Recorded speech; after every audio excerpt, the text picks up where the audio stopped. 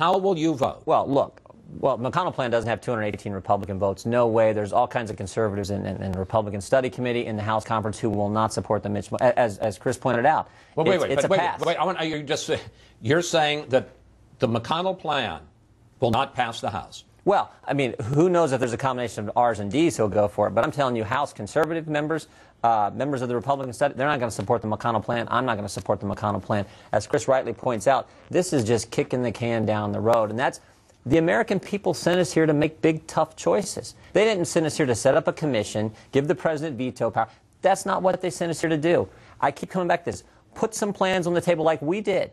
The only plan out there is the cut, cap, and balance plan. Let the American people look at this over the next 2 weeks, and let's have a real debate. This is so important for the future of this country. We are headed for a cliff. If we don't fix it, we're in big trouble. So let's have that national debate, all right, not some cop-out like the McConnell plan. Debate and the question of the grand bargain, because President Obama continues to say that he wants a big deal, over $4 trillion in spending cuts and tax or revenue increases. Congressman Van Hollen, part of the problem is, and this is something that Congressman Jordan has said several times now, is that he's not specific.